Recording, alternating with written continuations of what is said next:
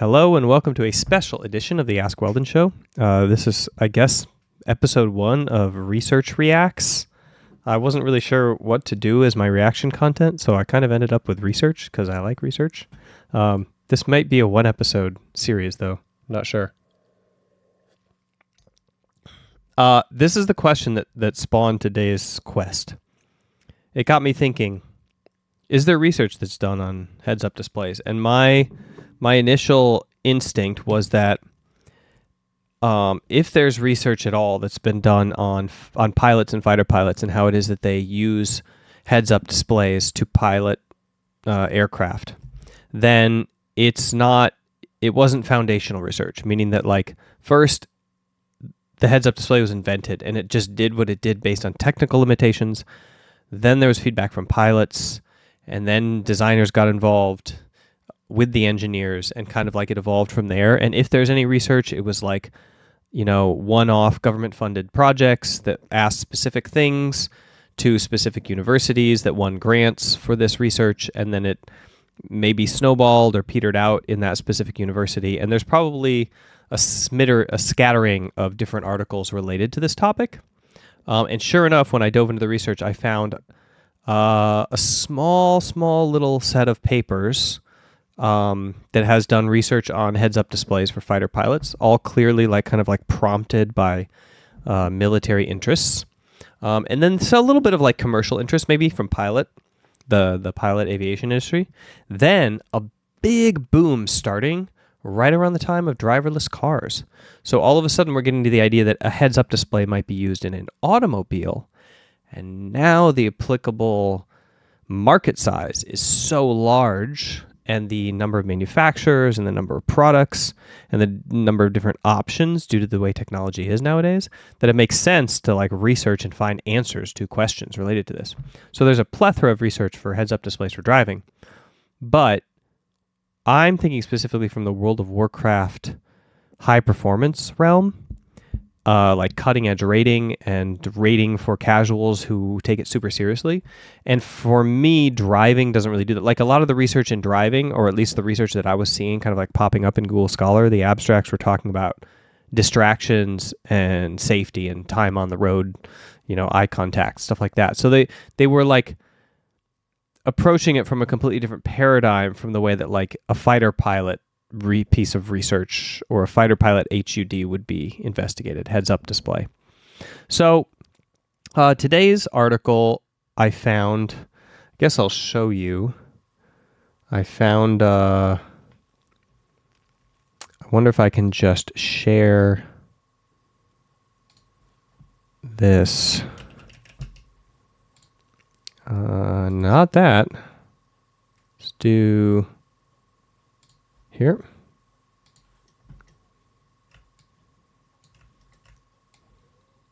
So these are the papers that I found. And you will see that essentially there's one duplicate in here, and a lot of it is on cognitive processing of images, which is very useful. And the one that we're specifically going to, which is very applicable in this scenario, and the one that we're going to focus on is the one that has the single and easily discernible takeaway that doesn't require a full consensus of literature, or one where the application is abstract enough to be irrelevant to any changes that you might make. It just tells you a fact, and you're like, okay, well, now I know that, but it doesn't change how I design my UI. So I think that the one we're going to review today, which is, I think this one, the role of visual attention. Let me see. No, not that screen. No, the effect of visual location. The effect of visual location on cognitive tunneling with superimposed HUD symbology. That's the one that we're going to take a look at. So, without further ado, I suppose we could jump into it. And thank you very much, Mr. Actually, I can't even read your name. Sorry. Mr. Vliuen. Anyway. Okay. Bye. Here's the paper. I'm going to slide myself over a little bit here. Okay, so here's the paper. You can hear the The effect of visual location on cognitive tunneling with superimposed HUD symbology. Susan R. Dowell David. Cognitive tunneling occurs when the pilot's attention becomes locked on nonconformal, superimposed head-up display, HUD, symbology, while neglecting to scan the out-the-window scene, as a result of locating the HUD symbology near, in visual angle, the outside scene information. All right, so I hope I don't need to interpret that, but let's talk about it in the WoW context. This is really applicable. So cognitive tunneling, we'll define what that is in a bit, or rather this paper will. They're talking about having two pieces of information.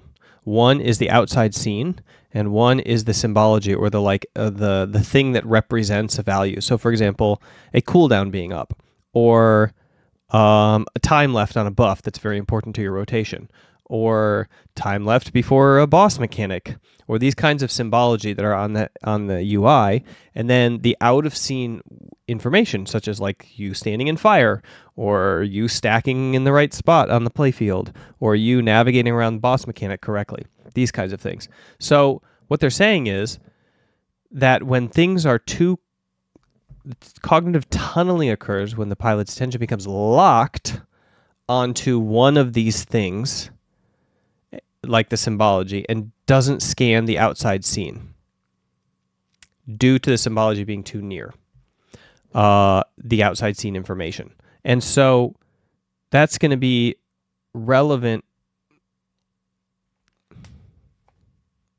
Back up about how that's relevant.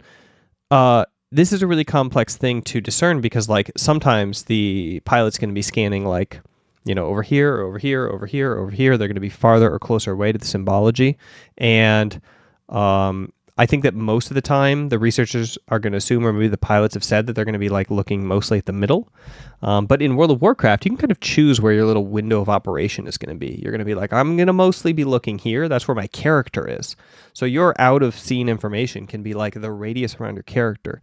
And the question can be, how far away does an element need to be from my character so that my focus on the area of outside scene, out of the window scene, let's call that the game scene, and there's no cognitive tunneling that occurs between the game scene and the information, the symbology, as they put it. So, information, Foyle, McCann, Sanford and Schwersky, 1993. Let's hear about cognitive tunneling. Previous studies have shown that cognitive tunneling could be eliminated by placing the HUD symbology at least 8 degrees from the out-the-window path being tracked. Limitations to previous research have included experimental designs that tested participants in multiple HUD information locations without fostering an efficient ISCAN strategy for any one HUD location. Experiment 1 dedicates a participant to a single HUD location with blocked presentation. The results indicate that cognitive tunneling is not only eliminated by placing HUD symbology greater than 8 degrees, but path tracking performance improves with symbology placed in an upper location on the HUD. Experiment 2 shows that the resulting performance decrement when information is overlaying the path, 0 degrees, may be associated with symbology compellingness, regardless of symbology relevance to the task. So I read the experimental setup, and the reason I think it applies really well in this situation and chose this paper was because it transfers almost one-to-one to World of Warcraft. So the thing that they're testing is tracking. They're testing essentially how well that the person is able to use their controls to track the plane onto a specific direction using the out of window view. Then they're also testing how well the plane is tilted using is it an altitude or an altimeter, or I'm not really sure what it's called. Maybe they say later in the paper, but it's like the thing that shows the tilt of the airplane, which you look at an instrument and it shows you like your tilt, and it shows you where your aircraft or where horizon is, right? So you can like see how you're tilted. And it was really easy for them to then see, you know, if they put them close to each other, then they're both so-so. And if they put them a certain amount away, then they both do much better. In other words, there's no tunneling on one or the other to the detriment of both. And I thought that was really interesting because I was like, oh, but like if they put it farther away, doesn't that just mean that you're gonna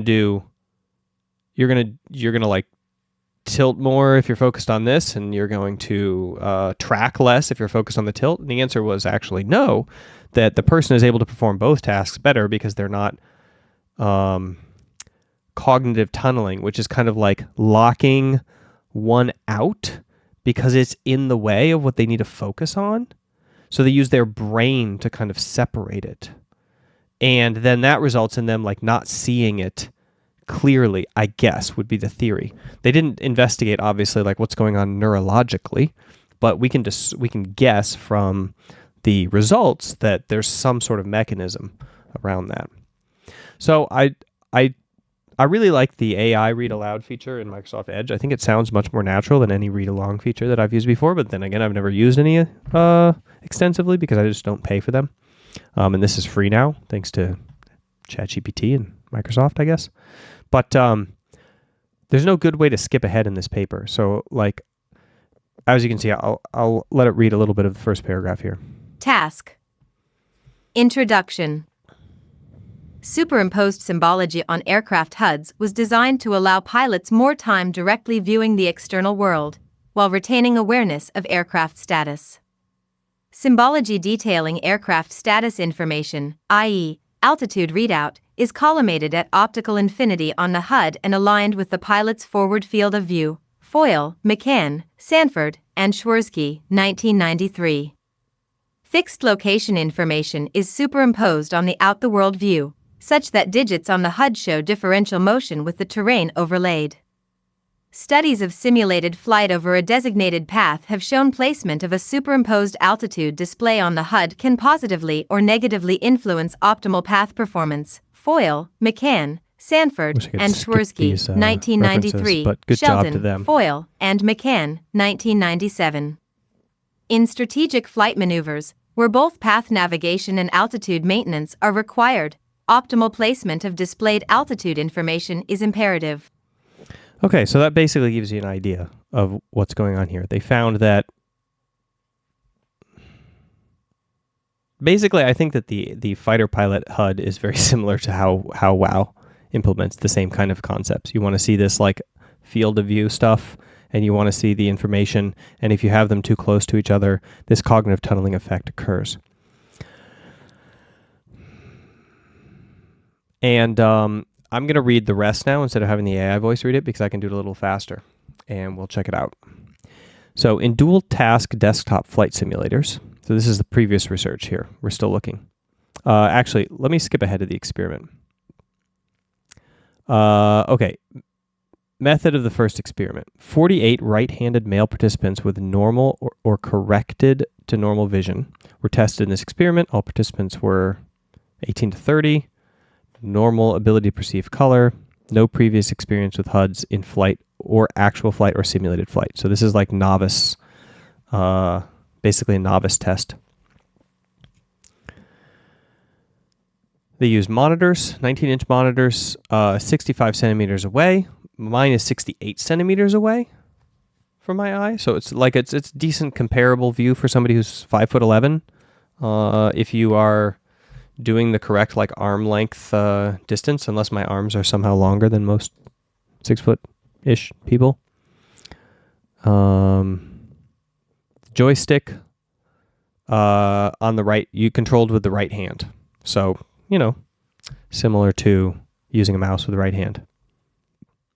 And what they're doing is they have terrain with green grid lines, kind of like this. And they're essentially trying to track the flight path, and then at the same time, they're trying to hold the aircraft level.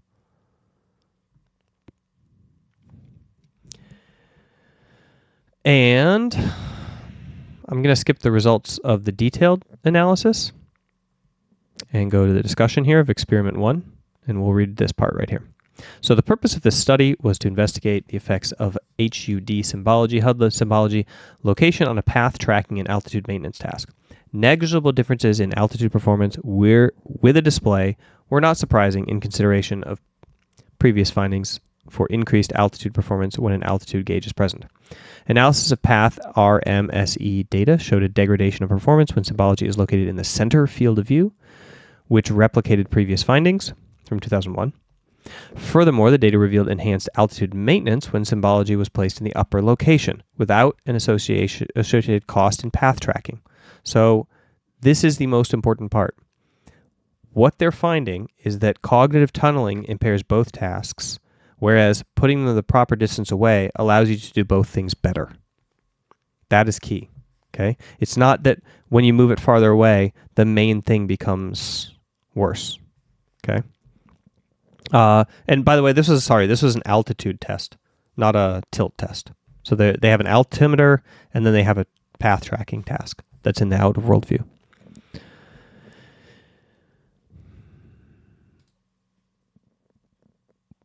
In general terms, only the positioning of an altitude HUD in the upper portion of the visual scene allowed for both better altitude maintenance and better path tracking performance. So this is key too, because they put it in other locations, the right, the left, and the down, but it seemed like the up display worked better.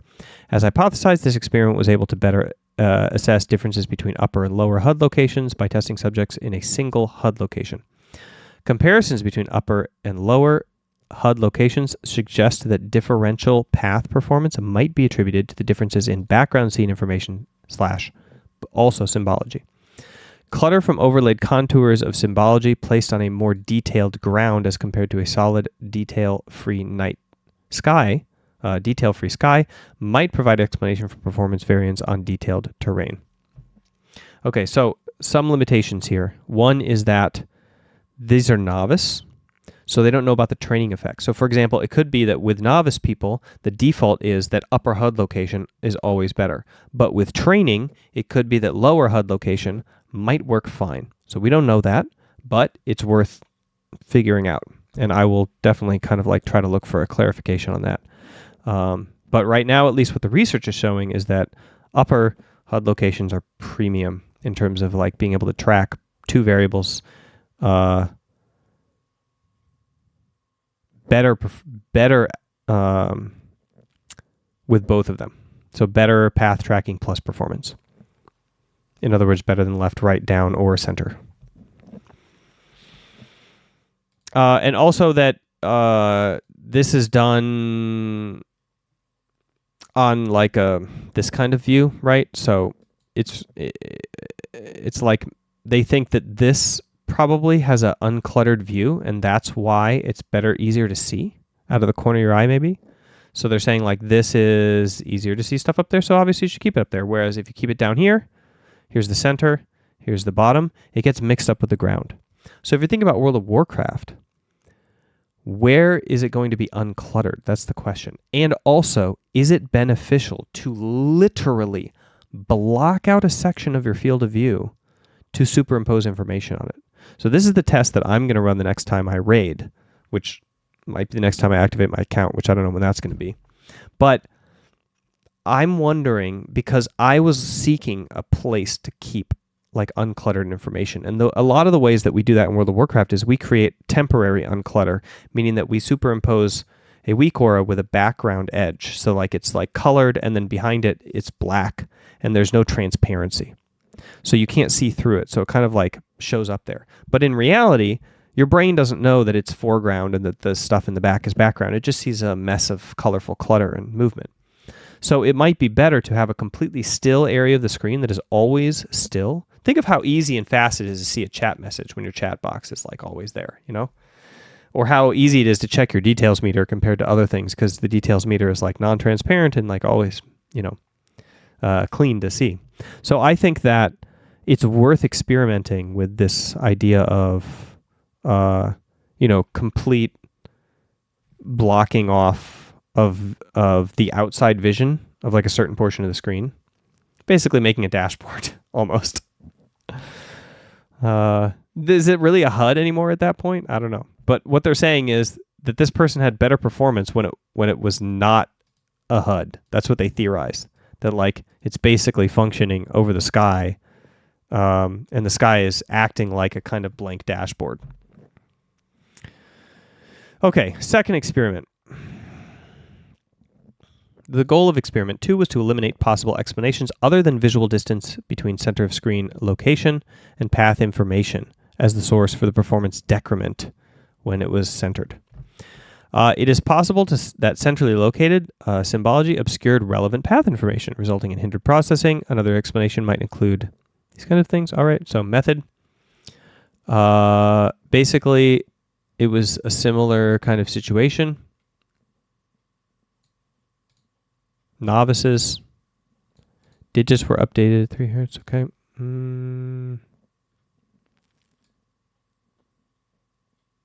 So they used generic, useless information.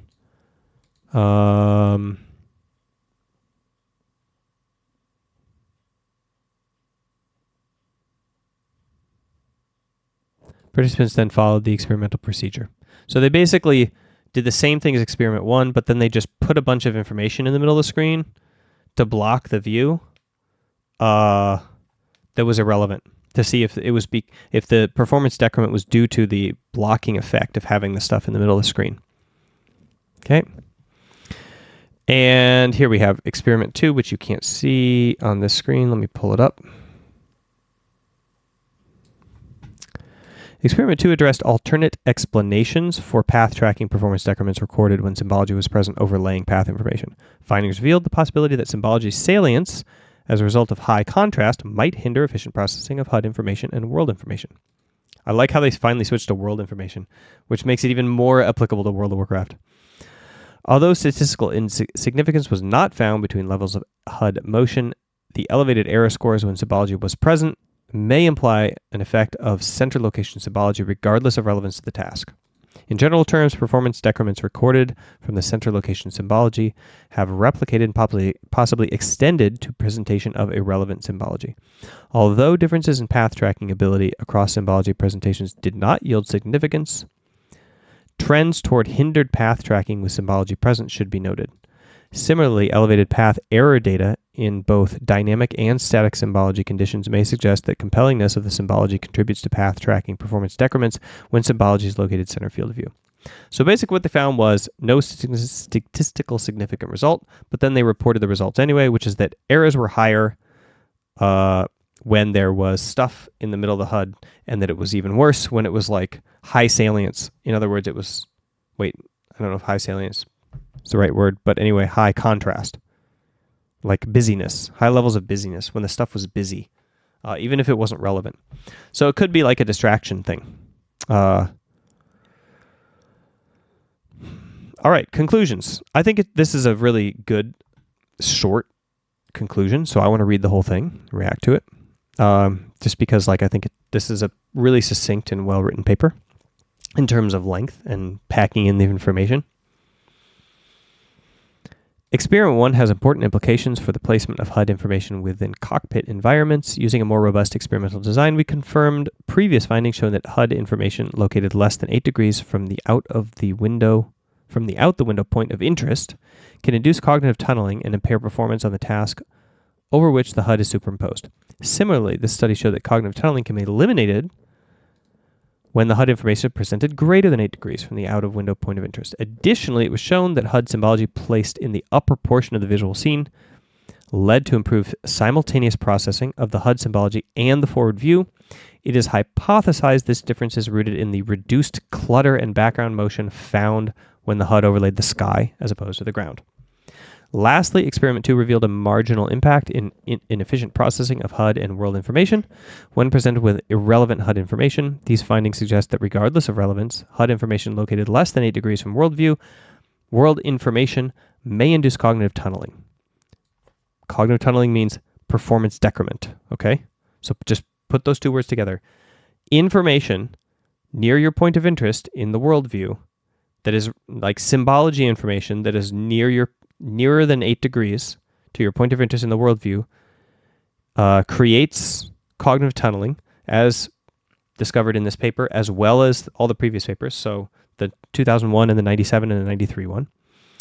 And cognitive tunneling produces performance decrement or distraction, okay? Implications suggest that high contrast symbology contributing to symbology compellingness may affect efficient processing regardless of symbology relevance.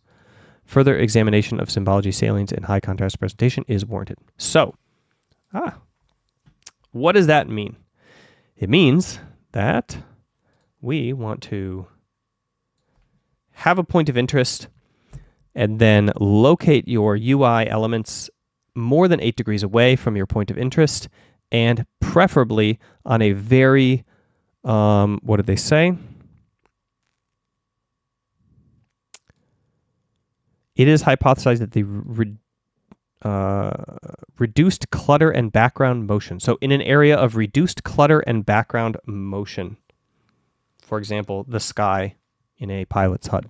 So let's check that out. I was wondering, like, what 8 degrees, like how we need centimeters, right? 8 degrees doesn't help because, like, you're not going to measure in degrees on the monitor. So I brought a ruler with me and I measured my arm before we started because I was curious, and it is about 68 centimeters ish, maybe 68 centimeters. And actually, let me open up Paint. I wonder if OBS can capture paint. Let's find out. Let's add a window capture, Paint. No, it can't. Maybe I can just draw on the screen. Oh my God, I deleted my camera. Thank God for undo. How do I delete this thing instead? There it is.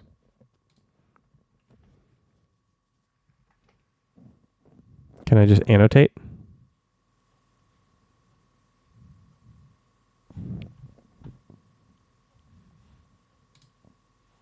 Okay. I'll just open this up again. Nope, this one. All right. So basically, let me find a good clear area. Here we go. Let's do it right here.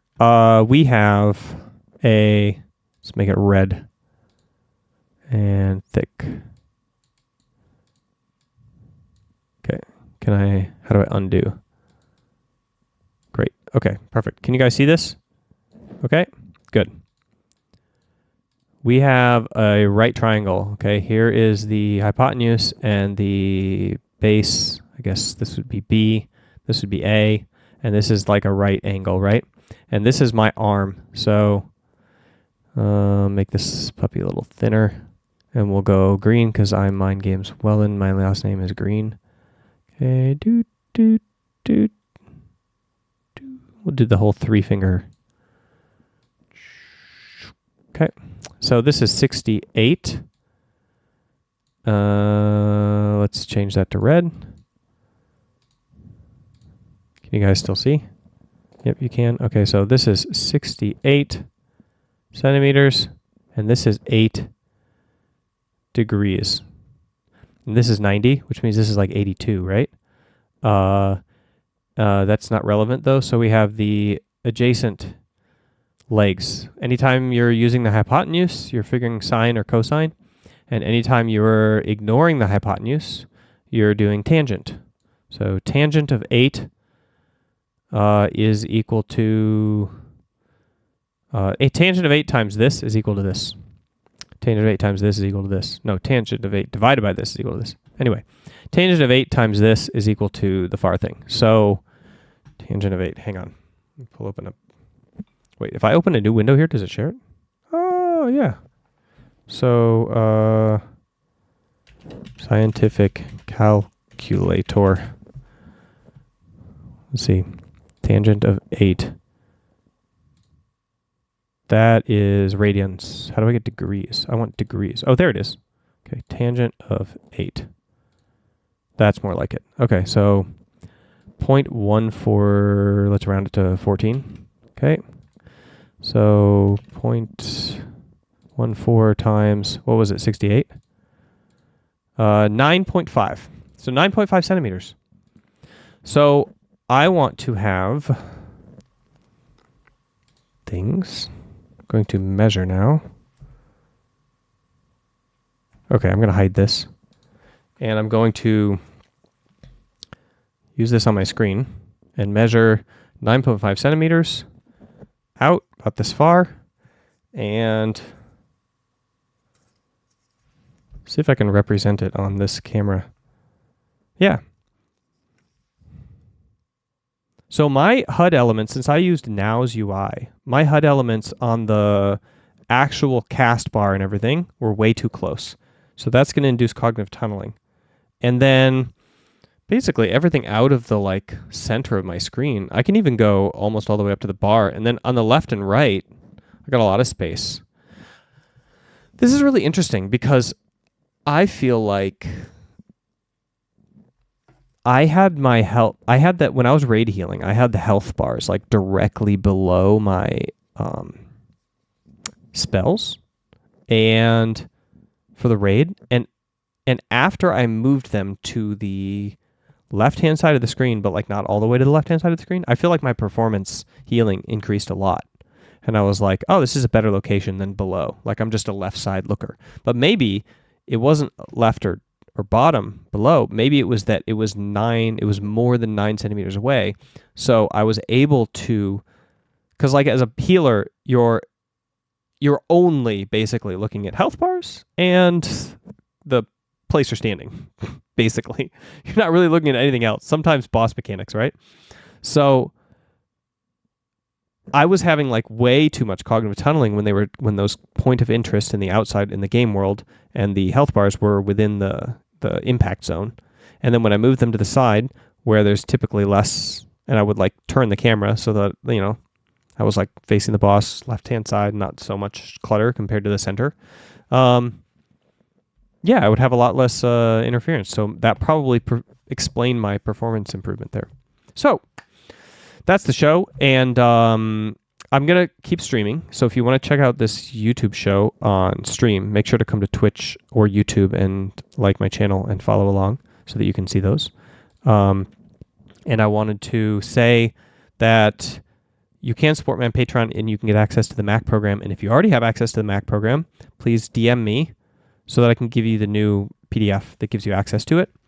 And if you don't, if you've never heard of it, you can check it out on my website. It's the performance program video course program that I have sold to over 3,000 people over the years. Although I noticed that the video views drop off around the 15th video or so. So it's like a 47 video course. It's meant to be done over 7 weeks, 7 days. But obviously you can stretch it out over 3 months or even longer if you like. And it's just basically a lecture and a meditation script. So those two things together, and it takes you through mindfulness, acceptance, commitment, which is the performance protocol that I used with all of the athletes that I trained throughout the years for their League of Legends championships. And also in traditional sport when I was doing traditional sport psychology. And then also you can ask a question for this podcast, which is actually the more important thing. I need more questions for this Q&A show. Part of the reason I'm doing a research react right now is because I don't have any audio questions saved. So you can do that by going to anchor.fm/mindgamesweldon. Or if that link is dead because Spotify bought it and I don't know when they're going to turn it off, you can go to the Spotify URL, which is going to pop up on the ad roll soon. But it's basically right there. podcasters.spotify.com/pod/show/mindgamesweldon. And you can click a button there that says leave voice message. And it actually tunes your voice up really nice. They have some sort of thing where they make you sound like this microphone, but even though you're calling from your phone, it ain't bad. So yeah, please check out my Patreon and check out the show on Spotify and ask a question. You can also, of course, just drop by Discord or the comments of these videos and drop your questions and I might answer them. And thanks for coming to this Research Reacts episode.